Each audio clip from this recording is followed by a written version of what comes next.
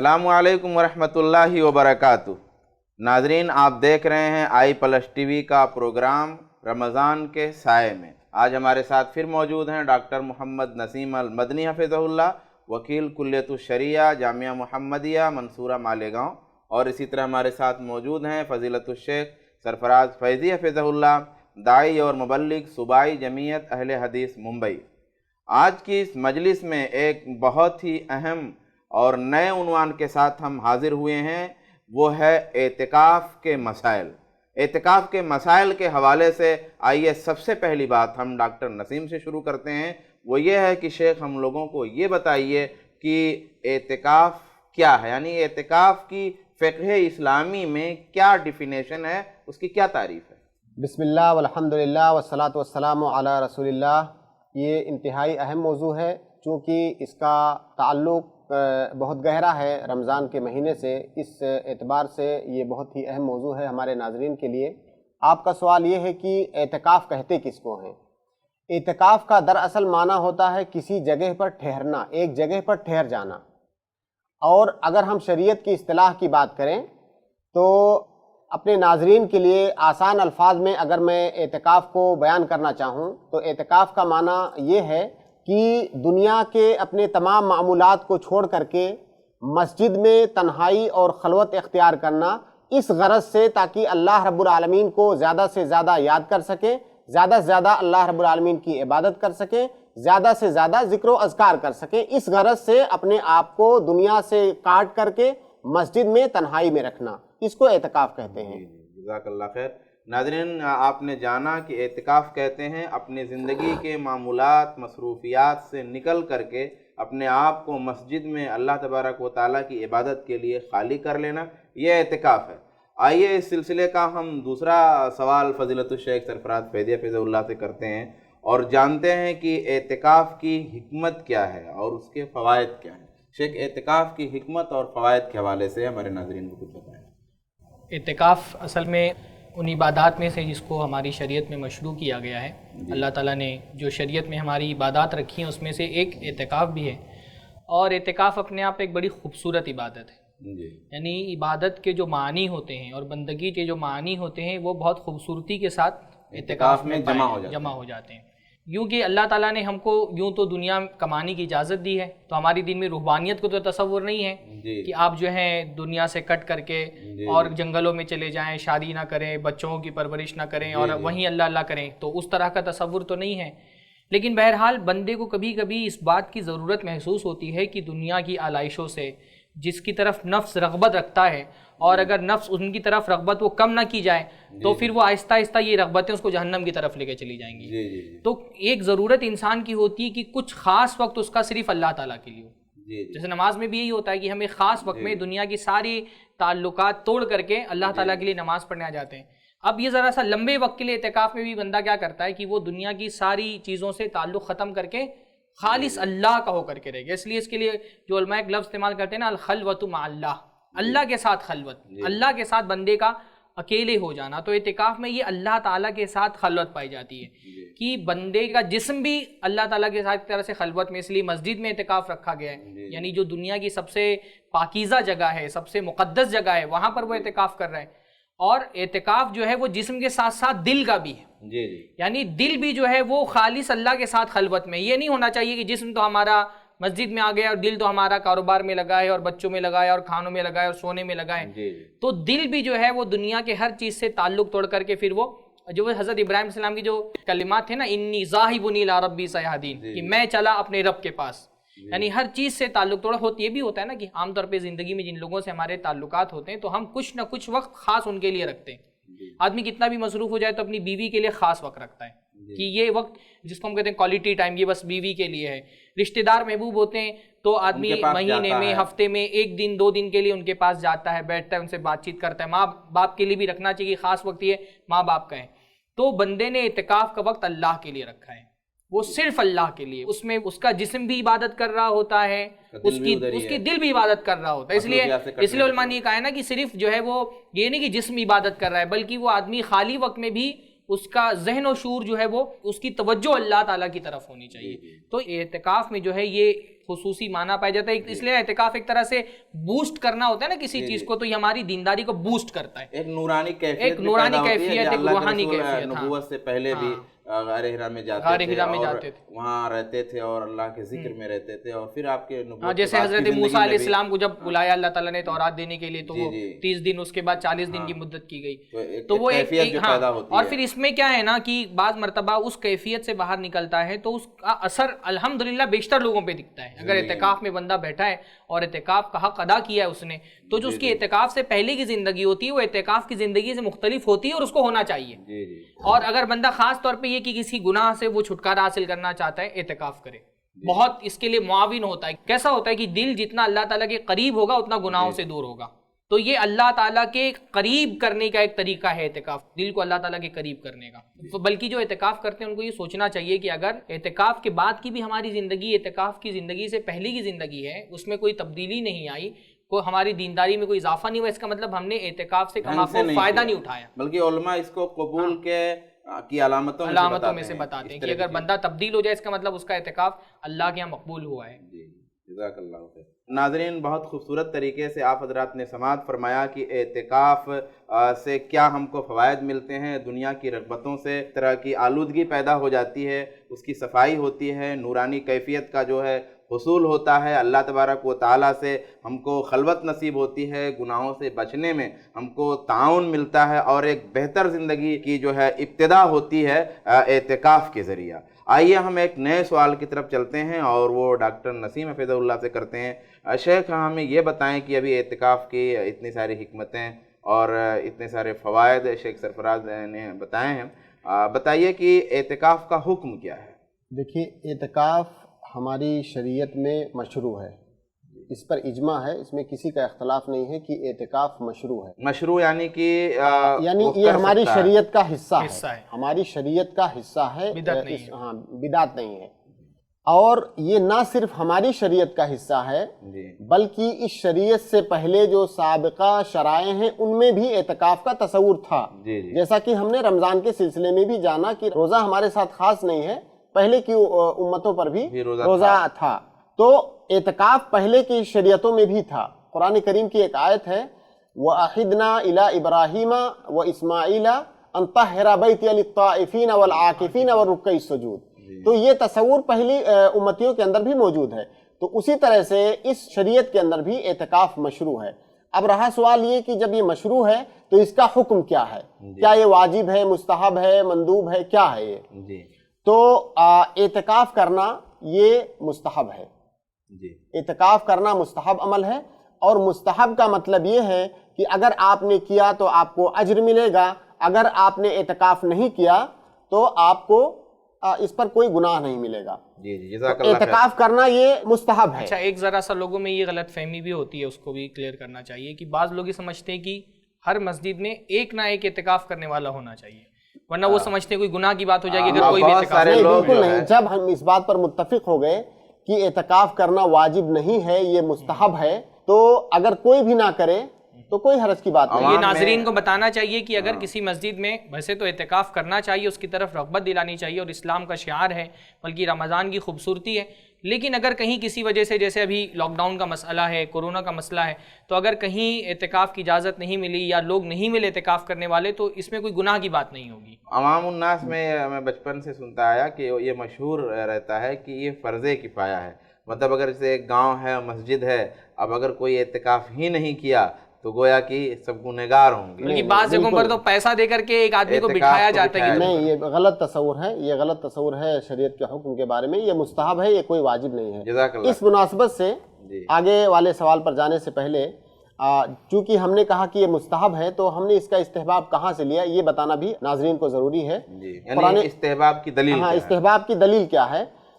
قرآن کریم کی جو آیت ہے, ہماری شریعت میں اعتکاف مشروع ہے, اس کی دلیل کیا ہے. یہ آیت ہے, وَلَا تُبَاشِرُوهُنَّ وَأَنْتُمْ عَاكِفُونَ فِي الْمَسَاجِدِ. جب مسجدوں کے اندر اعتکاف کی حالت میں ہو تو عورتوں سے صحبت نہ کرو. اسی طرح سے اللہ کے نبی صلی اللہ علیہ وسلم کے بارے میں ابو ہریرہ رضی اللہ تعالیٰ عنہ کی روایت ہے کہ نبی صلی اللہ علیہ وسلم ہر رمضان میں آخری عشرے میں یعنی آخر کے 10 دنوں میں اعتکاف کرتے تھے.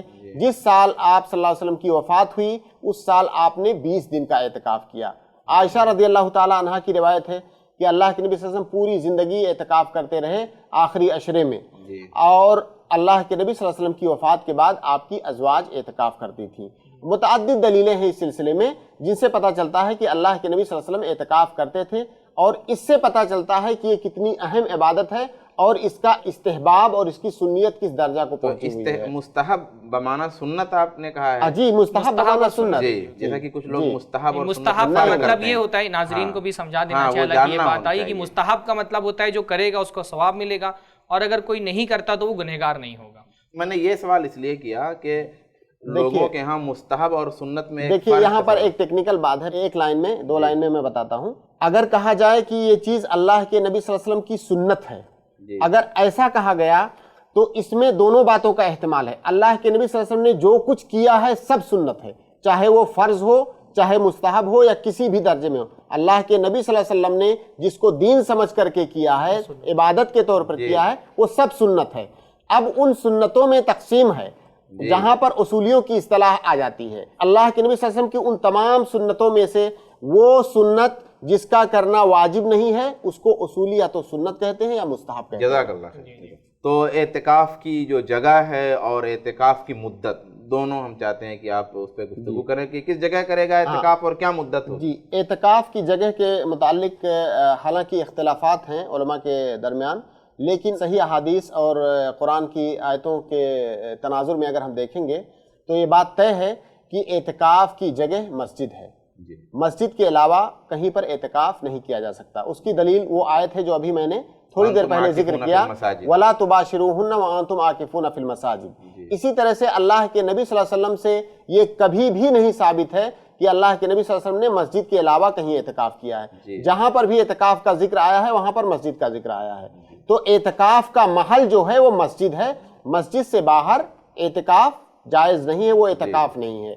جہاں تک مدت کی بات ہے، مسجد کے حوالے سے ایک بات یہ بھی ہے کہ جیسے بعض مساجد جو ہوتی ہیں، جیسے مصلی ہوتا ہے، بازار میں کوئی مسجد ہے جہاں پہ جمعہ نہیں ہوتی ہے، کیا ان مسجدوں میں نہیں، مصلی نہیں، مصلی اور مسجد میں فرق ہے۔ مصلی اور مسجد کے حکم میں فرق ہے۔ مصلی وہ کوئی موقت یا ٹیمپروری جگہ جو ہم بنا لیتے ہیں کہ جیسے یہ کچھ دنوں کے لیے، جیسے ہماری آفس ہے، نماز پڑھنے کے لیے ہم نے کوئی جگہ خاص کر لی، وہاں پر چٹائی بچھا کر، یا جیسے بازار میں مسجدیں ہوتی ہیں تو وہاں جمعہ نہیں ہوتا، صرف عام نمازوں کے لیے۔ نہیں، جمعہ ہونا ضروری نہیں ہے۔ ہر وہ مسجد جس میں جماعت سے نماز ہوتی ہے اس مسجد میں اعتکاف کیا جا سکتا ہے، جیسا کہ عائشہ رضی اللہ تعالیٰ عنہ کی ایک روایت ہے کہ اعتکاف اس مسجد میں کرنا ہے جو مسجد جماعہ ہے، جہاں پر جماعت سے نماز ہوتی ہے۔ لیکن افضل یہ ہے کہ ایسی مسجد میں آدمی اعتکاف کرے جہاں پر جمعہ کی نماز بھی ہوتی ہو۔ کیوں ایسا؟ جمعہ کی نماز چونکہ واجب ہے تو اس کو جمعہ کی نماز پڑھنے کے لیے کہیں اور نہ جانا پڑے۔ تو افضل یہ ہے کہ جس کو مسجد جامع کہتے ہیں، جس کو مسجد جامع کہتے ہیں، تو افضل یہ ہے کہ وہاں پر وہ اعتکاف کرے۔ مدت کیا ہوگی؟ اس کی مدت کے سلسلے میں ابھی اختلاف ہے بہت زیادہ، لیکن جتنی بھی آیتوں میں یا احادیث میں اعتکاف کا ذکر وارد ہوا ہے کہیں پر مدت کا ذکر نہیں کیا گیا ہے کہ یہ تحدید ہے کہ اتنی مدت ہی اعتکاف کرنا ہے۔ اللہ کے نبی صلی اللہ علیہ وسلم نے 10 دن بھی اعتکاف کیا، 20 دن بھی اعتکاف کیا، تو اس سے پتہ چلتا ہے کہ اس کی مدت کی کوئی تحدید نہیں ہے۔ عمر ابن الخطاب رضی اللہ تعالیٰ عنہ نے اللہ کے نبی صلی اللہ علیہ وسلم سے عرض کیا کہ زمانے جاہلیت میں میں نے نظر مانا تھا کہ میں مسجد حرام میں 1 رات اعتکاف کروں گا۔ اللہ کے نبی صلی اللہ علیہ وسلم نے کہا کہ اوفی بنذرک، اپنی نظر پوری کرو، تو انہوں نے 1 رات کا اعتکاف کیا۔ دیکھیے 10 دن 20 دن 1 رات ثابت ہو گیا۔ یعلا ابن امیہ کی ایک روایت ہے، یعلا ابن امیہ صحابی ہیں، وہ کہتے ہیں کہ انی لامکث فی المسجد الساعۃ ولا امکث الا لاعتکف، یا اس طرح کے الفاظ ہیں۔ کہتے ہیں مسجد میں میں 1 گھڑی کے لیے ٹھہرتا ہوں، 1 گھڑی 1 گھنٹے کے لیے ٹھہرتا ہوں، اور میں صرف اس غرض سے ٹھہرتا ہوں تاکہ اعتکاف کر سکوں۔ یہ صحیح سند سے مروی ہے۔ تو اعتکاف کی کوئی مدت نہیں ہے، جس کو ٹھہرنا کہا جا سکتا ہو، اعتکاف جیسا کہ ہم نے عرض کیا کہ ہاں جس کو ٹھہرنا کہا جا سکتا ہو۔ اب آپ مسجد میں چل رہے ہیں، 2 سیکنڈ کے لیے آپ کھڑے ہو گئے، اس کو ٹھہرنا نہیں کہا جاتا ہے۔ بعض لوگ کہتے ہیں 1 لحظہ کے لیے بھی اگر نیت جی کرو۔ نہیں، جس کو ٹھہرنا کہا جا سکتا ہو عرف عام میں اتنی مدت ہونی چاہیے، ورنہ اس کی مدت کی کوئی تحدید نہیں ہے، کتنی مدت بھی ٹھہرنا وہ پوری توجہ کے ساتھ۔ جی بالکل۔ جزاک اللہ خیر۔ ناظرین کے لیے یہ سوال بہت اہم ہے کہ اعتکاف میں آدمی کب داخل ہوگا اور کب نکلے گا، یہ ڈاکٹر صاحب سے پوچھتے ہیں۔ एतिकाफ में कब दाखिल हो और फिर कब निकले? देखिए, जैसा कि मैंने इससे पहले वाले सवाल के जवाब में अर्ज़ किया कि एतिकाफ़ की मुद्दत की कोई तहदीद नहीं है। 2 दिन, 4 दिन, 10 दिन, 20 दिन, कोई मुद्दत की तहदीद लिमिटेशन नहीं है। हाँ, कोई लिमिटेशन नहीं है। फिर भी दाखिल होने का जी, तो अगर आप 10 दिन का एतिकाफ़ करना चाहते हैं, मान लीजिए रमज़ान के आखिरी 10 दिन का, जी, तो आपको जो 20 रमज़ान जब गुजर जाए, तो 20 रमज़ान गुजरने के बाद जब मगरिब का जो वक्त होता है, मगरिब से पहले आप दाखिल हो जाएं मस्जिद में।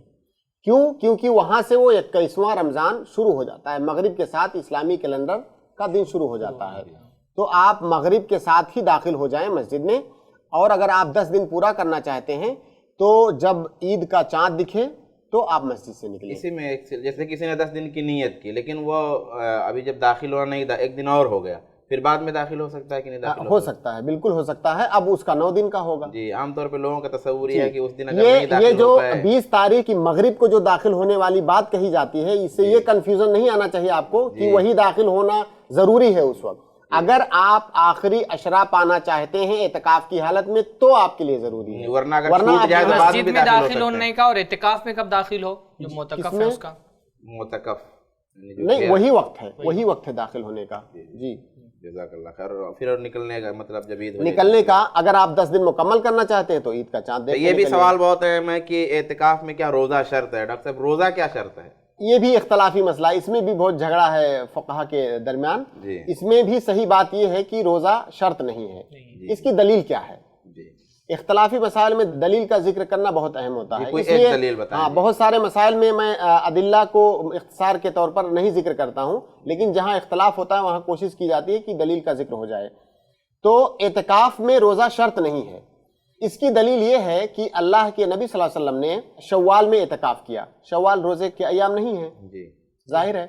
तो अल्लाह के नबी सल्लल्लाहु अलैहि वसल्लम ने शव्वाल में एतिकाफ किया, सही हदीस है।